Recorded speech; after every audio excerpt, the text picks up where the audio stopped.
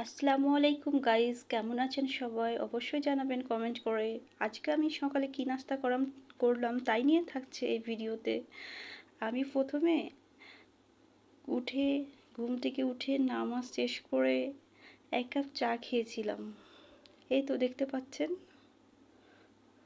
তারপরে আমি কি করেছিলাম, আমি এখানে বেগুন ভর্তা করেছিলাম। আর এটা আমি কেন করেছিলাম সেটা হচ্ছে রুটি দিয়ে খাওয়ার জন্য। দেখতে পাচ্ছেন আমি বেগুন ভর্তা করছি। আর রুটি দিয়ে সবজি ভাজি বা অন্যান্য কিছু খাওয়া যায়, কিন্তু আজকে ডিফারেন্টভাবে একটু খেতে চেয়েছি, তার জন্য বেগুন ভর্তা করেছি। সো বেগুনে অ্যালার্জি থাকার জন্য আমি খাই না, মাঝে মধ্যে এটা হচ্ছে খাই, তাছাড়া আমি স্কিপ করি। আমার বেগুন ভর্তাও অলরেডি কমপ্লিট হতে যাচ্ছে। এখন আমি ট্রাই করব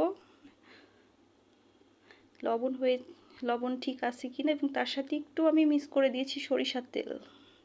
এটার দ্বিগুণ টেস্টি বেড়ে যায় তার জন্য। এই যে দেখতে পাচ্ছেন কমপ্লিট হয়ে গেছে আমার বানানো। এবার আমি ট্রাই করব রুটি দিয়ে বেগুন ভর্তা। আর এখানে আমি লাল গমের আটাতে রুটি বানিয়ে নিয়েছি। এখানে আমি 2 পিস রুটি নিয়েছি।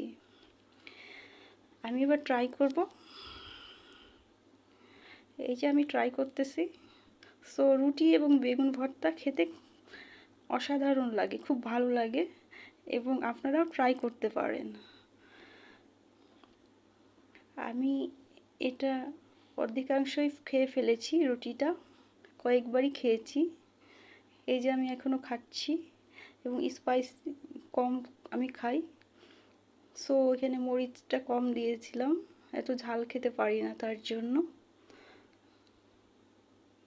বিশেষ করে চাল কালাইয়ের রুটি এবং বেগুন ভর্তার সাথে অনেক ভালো যায়। আর এখানে গমের রুটির সাথেও ভালো লাগে। আমি এগুলো নিজ হাতে তৈরি করেছি। আমি মেসে থাকি এবং মেসের জীবন, এই জন্যই। সো আমি ফ্যামিলি থেকে পড়াশোনার জন্য দূরে থাকি, আর এর জন্য এখানে আমি নিজের জন্য তৈরি করেছিলাম। ধন্যবাদ সবাইকে।